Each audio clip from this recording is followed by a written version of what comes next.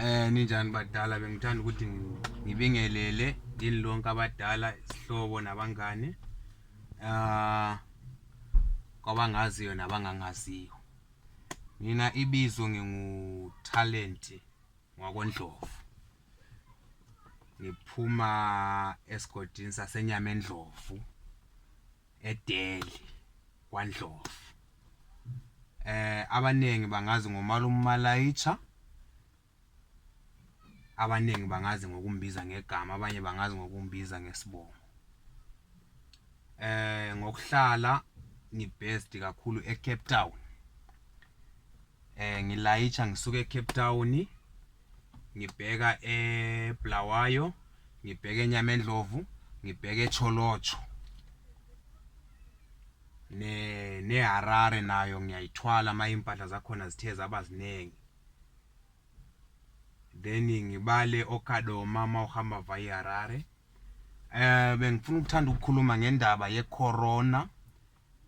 Singabomalayitsha sonke, le ndaba yecorona isiphathe kabi kakhulu, isiphathe kabi kakhulu.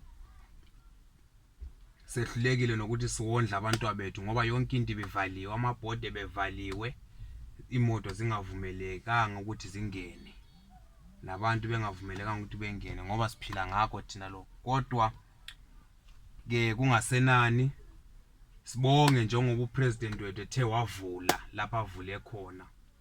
So nathi sinethemba njengoba kuvuliwe ukuthi izinto zizawubuyela ngesimo, nathi sisathi sikwazi ukuthi sibhekele abantwana bethu nani njengaba customer ethu. Nathi sinethemba lokuthi saphinda futhi sisebenzisaneni kahle ngendlela le besisebenzisana ngayo. And 2, lingakhohlwa ukuthi sisebenza kanjalo silandeleni umthetho, ligqoka ama-mask, li sanitize nezandla zenu. And 2, eborder kuyafunakala i-certificate se-COVID-19. Kunjalo ke kumele before uye kumele ube ne-certificate se-COVID-19. So sicela ukuthi sisebenzisaneni kanjalo, siubambeneni umthetho ukwenzela ukuthi futhi kungaphindi kugcine kuvalwa.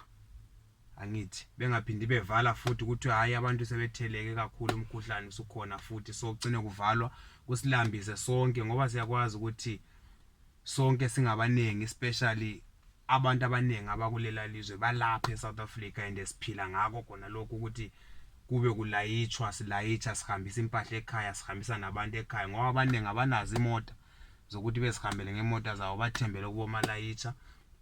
Nempahla abaningi abakwazi ukuthi bezithwalele impahla zawo, bathembe thina singomalayitsha. So besicela sincedisaneni khona lapho. And okunye sathanda ukubonga ukuthi lisupportile noba kunjalo icorona bekuyisikhathi secorona kodwa lisupportile. So besithanda ukuthi sibonge khona lapho, siyabonga kakhulu. Njengoba amabhodi evuliwe, sijabulile kakhulu ngokusebenza, ngokuthi siyaqala ukusebenza, yonke into ihamba ngomumo, yonke into ihleli kahle. So abanesifiso sokuthi bekwazi umalume ukuthi umalume utholakala kanjani kuphi, ungangidinga kuFacebook ngomalume uMalayitsha. Uzongithola khona lapho, kanye inamba zami ezase South Africa zithi 084 461 2095. Yizi inamba zami lezo. Ngiyabonga kakhulu.